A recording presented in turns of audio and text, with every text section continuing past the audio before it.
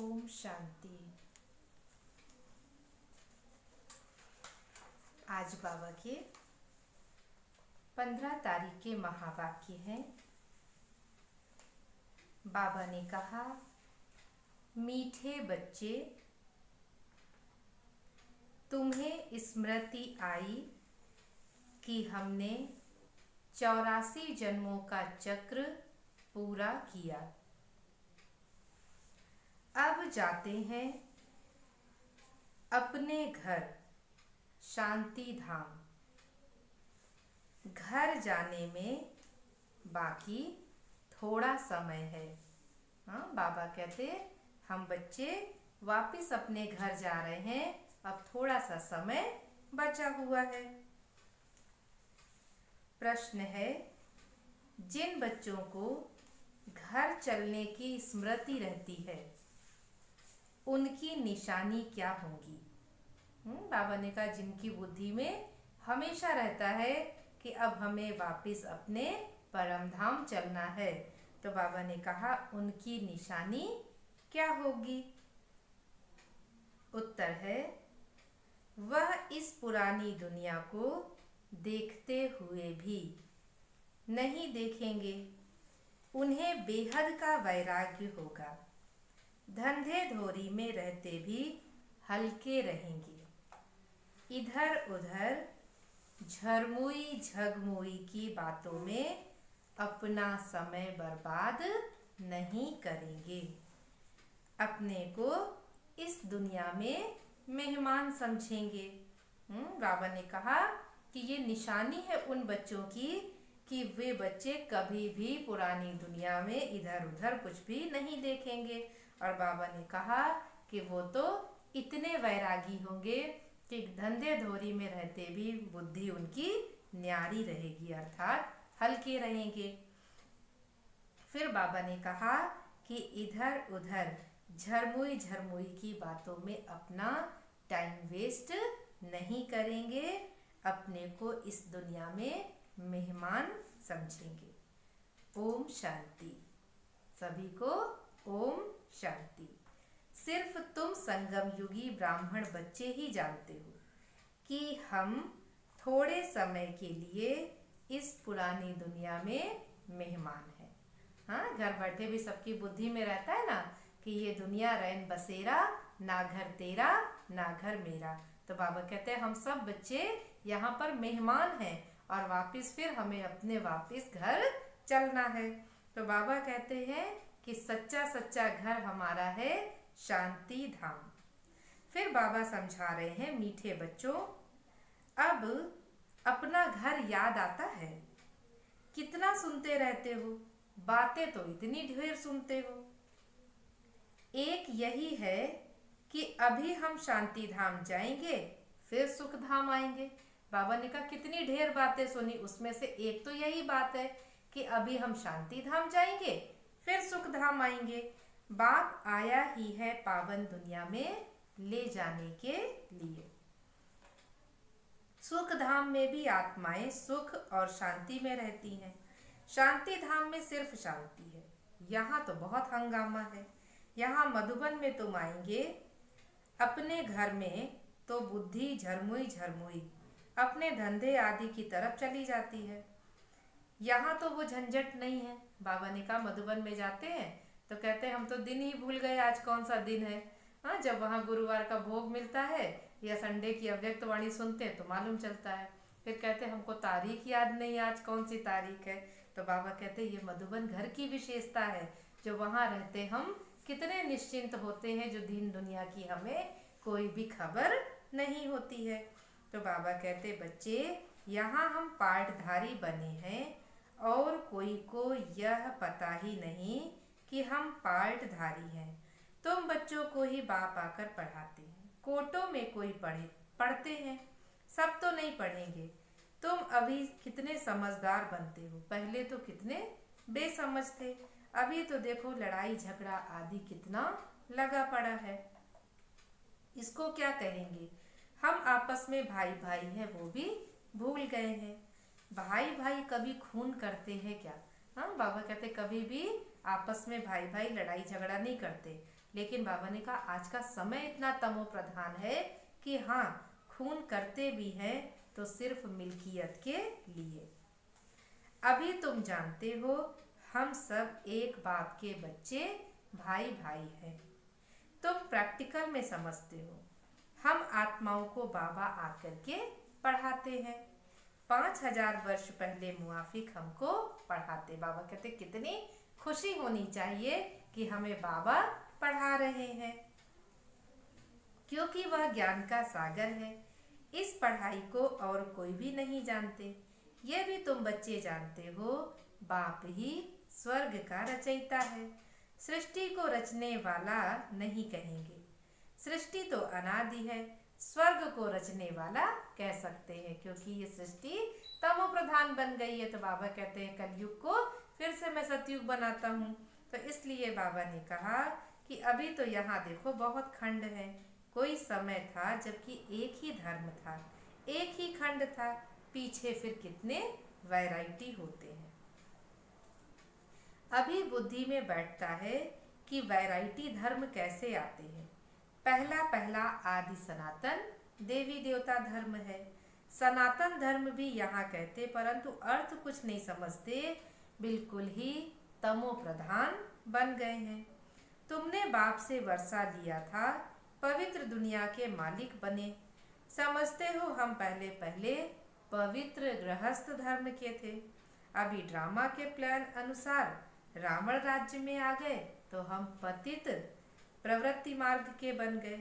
तुम ही पुकारते हो, हे पतित पावन आओ, आकर हमको पावन बनाओ। कल की ही तो बात है, कल तुम पवित्र थे और आज अपवित्र बन गए। हाँ, बाबा कई बार कहते हैं कि सारा ड्रामा ही कल, आज और फिर कल में बना हुआ है।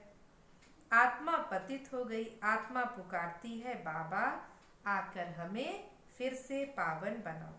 बाप कहते हैं बच्चे अभी तुम्हारा ये अंतिम जन्म है तो पवित्र बनो, फिर 21 जन्मों के लिए बहुत सुखी हो जाएंगे। बाबा तो बहुत अच्छी बातें सुनाते हैं। हाँ, बाबा की बातें तो कितनी अच्छी, हमको सुख देने वाली लगती है।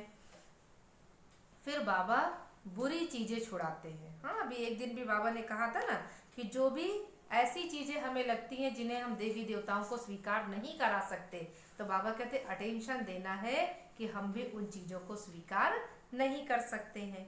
तो बाबा कहते तुम तो देवता थे, अपने दैवी स्वरूप को याद करो, अपने शुद्ध खान पान को याद करो। अब फिर बनना है तो पवित्र बनो। कितना सहज है, कमाई तो बहुत भारी है।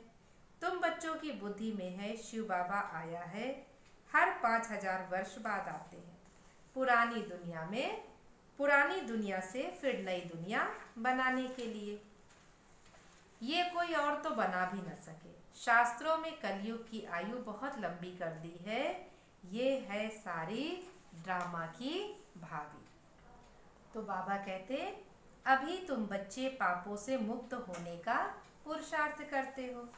ध्यान रहे और कोई पाप न हो जाए।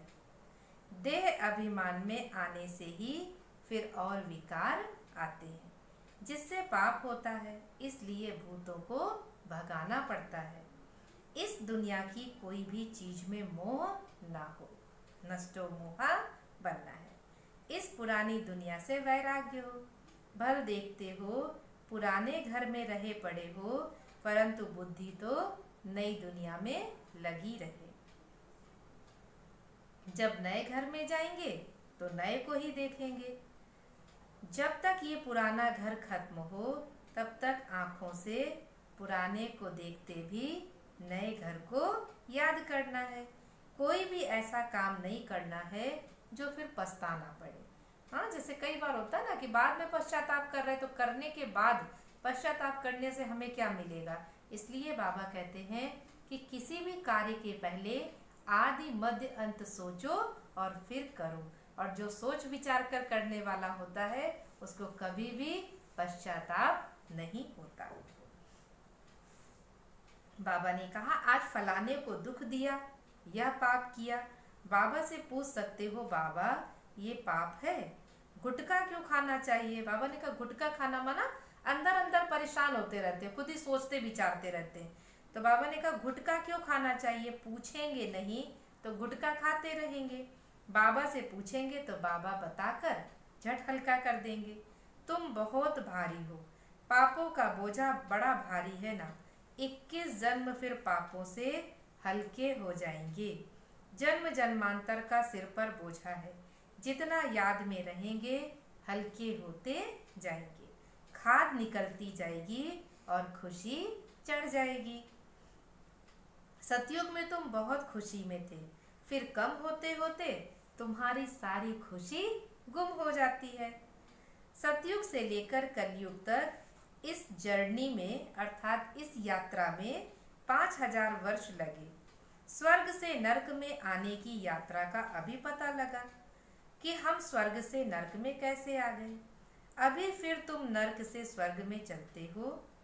1 सेकंड में जीवन मुक्ति। बाप को तो पहचान गए ना। बच्चा पैदा हुआ और मिल्कियत का मालिक बना। बाप के बच्चे तो फिर नशा भी तो चढ़ना चाहिए। हम भगवान के बच्चे हैं। बाबा कहते हैं हमको कितना नशा होना चाहिए।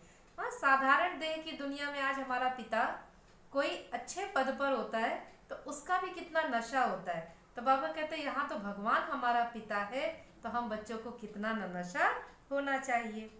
उतरना क्यों चाहिए, तुम तो बड़े हो, बेहद बाप के बच्चे बने हो, तो बेहद की राजधानी पर तुम्हारा संपूर्ण हक है। हाँ, बाबा कहते सारी राजधानी हमारी है, इसलिए गायन भी है। अतीन्द्रिय सुख पूछना हो तो किससे पूछो। हाँ, कहते गोपी वल्लभ की गोप गोपियों से। और हम बच्चे क्या कहते, अतीन्द्रिय सुख पूछना हो तो हमसे पूछो।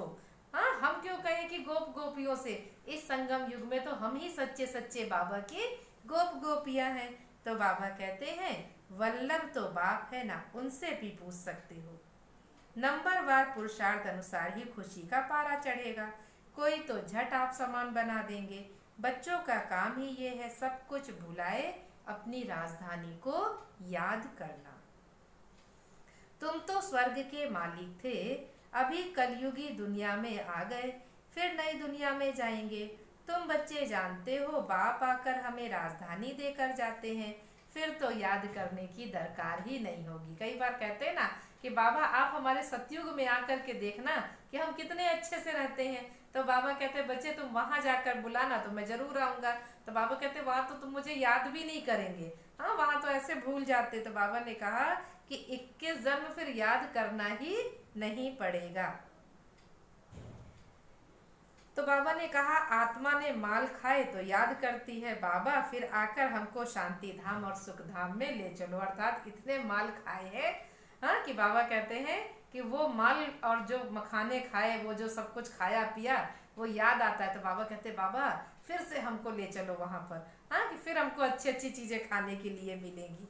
तो बाबा ने कहा कि अभी तो तुम बच्चे समझते हो वो हमारा बाप भी है, टीचर भी है, सतगुरु भी है। सृष्टि के आदि मध्य अंत का चक्र 84 जन्मों का ज्ञान तुम्हारी बुद्धि में है। अनगिनत बार बाबा से कहते हैं ना, बाबा हमने अनगिनत बार 84 जन्म लिए और आगे भी लेते रहेंगे। इनका एंड थोड़े होता है। तुम्हारी बुद्धि में ही ये चक्र है। स्वदर्शन चक्र घड़ी घड़ी याद आना चाहिए। यही है मन मना भव। जितना बाप को याद करेंगे उतना पाप भस्म होंगे। तुम जब कर्मातीत अवस्था के समीप पहुंच जाएंगे तो तुमसे कोई भी विकर्म नहीं होंगे। हाँ, बाबा ने कहा धीरे धीरे हमारी कर्मातीत अवस्था होगी तो विकर्म हमसे किनारा कर लेंगे। अभी थोड़े थोड़े विकर्म हो जाते हैं। संपूर्ण कर्मातीत अवस्था अभी थोड़े ही है। यह बाबा भी तुम्हारे साथ स्टूडेंट है। बाबा कहते हैं ब्रह्मा बाबा भी हमारे साथ स्टूडेंट है, लेकिन नंबर 1। क्यों? क्योंकि जैसा शिव बाबा ने कहा बाबा ने वैसा करके दिखाया। पढ़ाने वाला है शिव बाबा, भल इनमें प्रवेश करते हैं, यह भी स्टूडेंट है। ये है नई नई बातें। अब सिर्फ तुम बाप को और सृष्टि चक्र को याद करो। वो है भक्ति मार्ग, ये है ज्ञान मार्ग। रात दिन का फर्क है ना। बाबा कहते तुम सब आत्माएं हो अकाल मूर्त। अकाल मूर्त आत्मा का ये भ्रकुटी तख्त है, जरूर बीच में ही बैठेंगे। बाबा कहते ये मस्तक सिंहासन, ये भ्रकुटी मेरा निवास स्थान है। बाबा कहते मैं यहाँ ही आके बैठता हूँ। फिर बाबा ने कहा पेट में थोड़ी आके बैठ जाऊंगा, हाँ बोलने के लिए भी तो उसको एक जगह चाहिए ना, अपना स्थान है। तो बाबा कहते मैं यहाँ पे बैठता हूँ और इन आंखों से देखता हूँ, मुख से बोलता हूँ, कानों से सुनता हूँ, इतनी ही कर्मेंद्री का आधार लेता हूँ और उस आधार से ही अपना कार्य करता हूँ। तो बाबा ने कहा मैं पेट पे आकर के थोड़ी बैठ जाऊंगा। तो अभी तुम बच्चे जानते हो हम अकाल मूर्त आत्मा का तख्त कहाँ है। इस भ्रकुटी के बीच हमारा तख्त है, अमृतसर में अकाल तख्त है ना। अर्थ नहीं समझते, सिर्फ महिमा गाते हैं। उनके अकाल तख्त का तो किसको पता ही नहीं।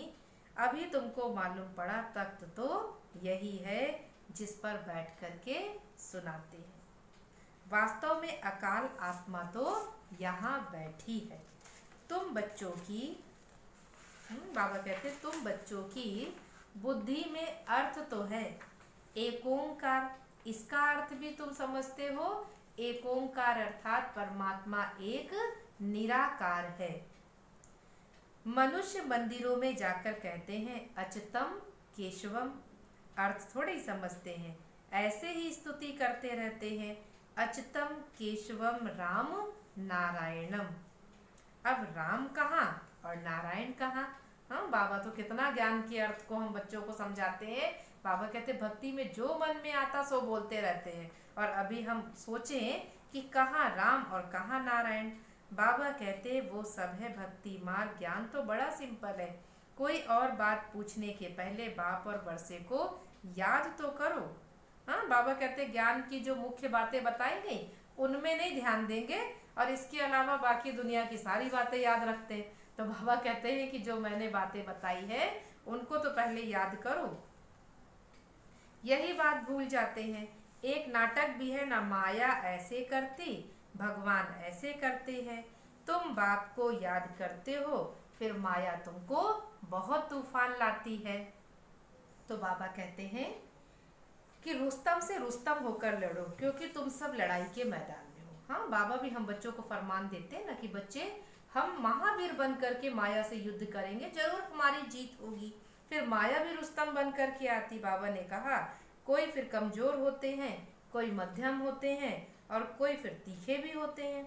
सभी माया से युद्ध करने वाले हैं ना। गुप्त ही गुप्त अंडरग्राउंड है, वे भी अंडरग्राउंड बॉम्ब्स की ट्रायल करते हैं। ये भी तुम बच्चे जानते हो, अपनी ही मौत के लिए सब कुछ करते हैं। तुम बच्चे तो बिल्कुल शांति में बैठे हो, उनका है साइंस बल। फिर कुदरती आपदाएं भी बहुत आती हैं, उनमें तो कोई का वश चल ना सके। अभी झूठी बरसात के लिए भी कितनी कोशिश करते हैं।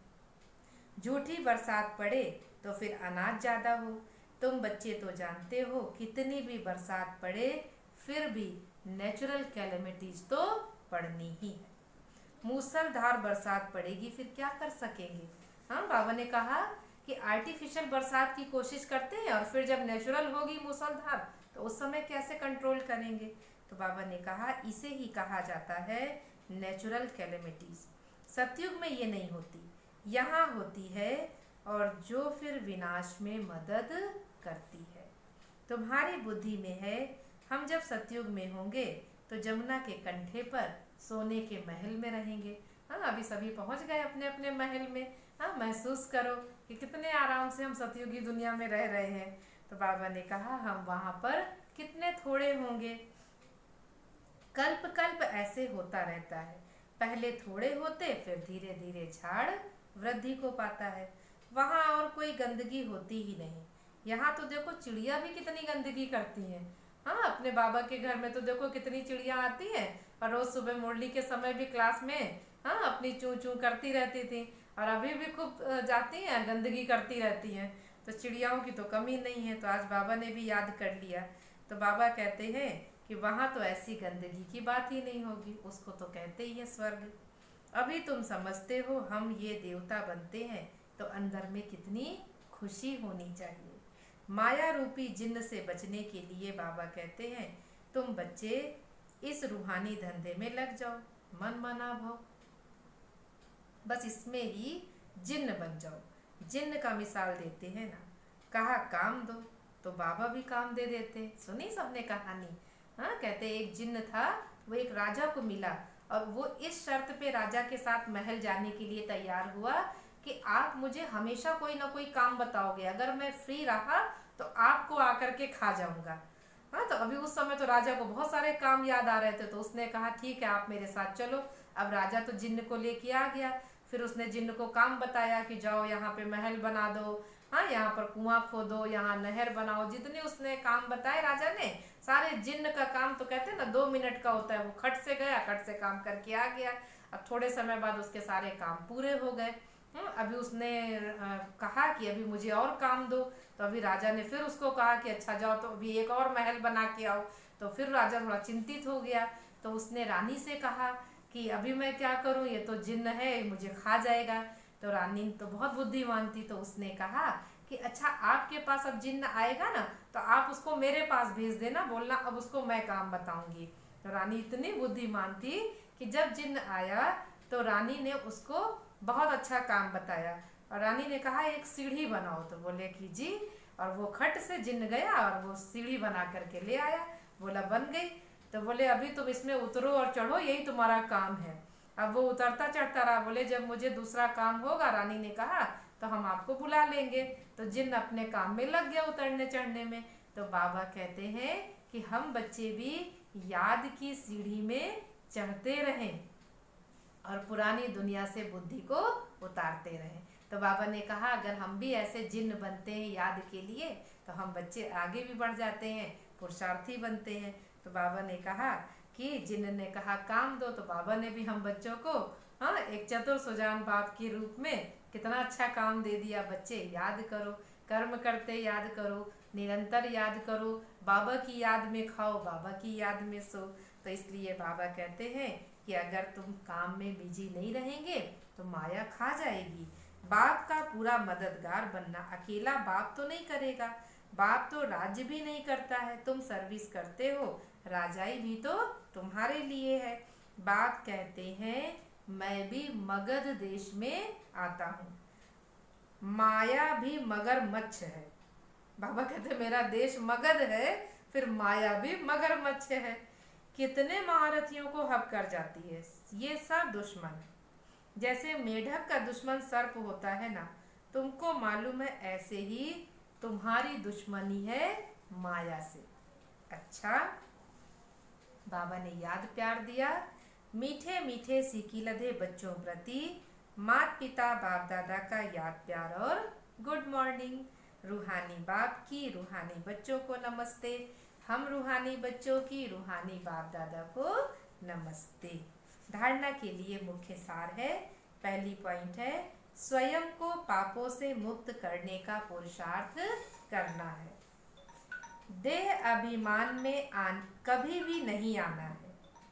इस दुनिया की कोई भी चीज में मोह नहीं रखना है। दूसरी पॉइंट है माया रूपी जिन्न से बचने के लिए बुद्धि को रूहानी धंधे में बिजी रखना है। बाप का पूरा पूरा मददगार बनना है।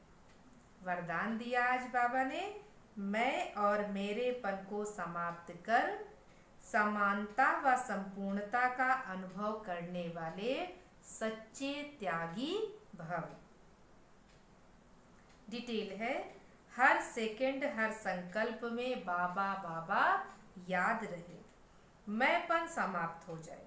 जब मैं नहीं तो मेरा नहीं। कल भी बाबा ने कहा ना कि अभी सेंटर भी चेंज करें तो ना मैं ना मेरा, कुछ भी नहीं रह जाएगा।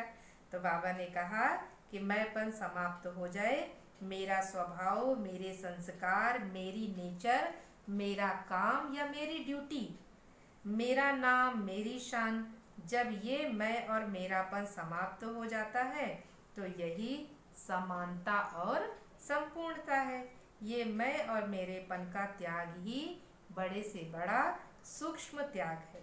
इस मैंपन के अश्व को अश्वमेघ यज्ञ में स्वाहा करो, तब अंतिम आहुति पड़ेगी और विजय के नगाड़े बजेंगे। स्लोगन है, हाँ जी कर सहयोग का हाथ बढ़ाना। हाँ जी कर सहयोग का हाथ बढ़ाना, अर्थात दुआओं की मालाएं पहनना। तो हम सभी चाहते हैं कि दुआओं के खजाने से भरपूर रहें, इसलिए कोई भी सेवा मिलती है, कोई भी बात कही जाती है, हाँ जी का पाठ पक्का करें। हाँ, और बाबा कहते हैं कि जितना हम हाँ जी करेंगे उतना दुआओं की मालाओं से भरपूर हो जाएंगे। अच्छा, आज की मुरली से हम 5 प्रश्न फिर दे रहे हैं, सभी नोट करेंगे। पहला प्रश्न है,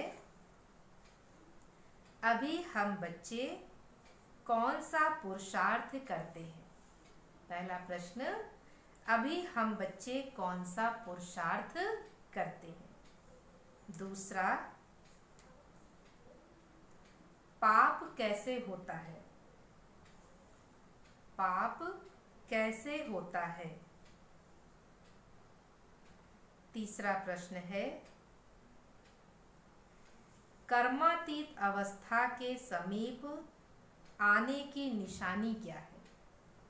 कर्मातीत अवस्था के समीप आने की निशानी क्या है?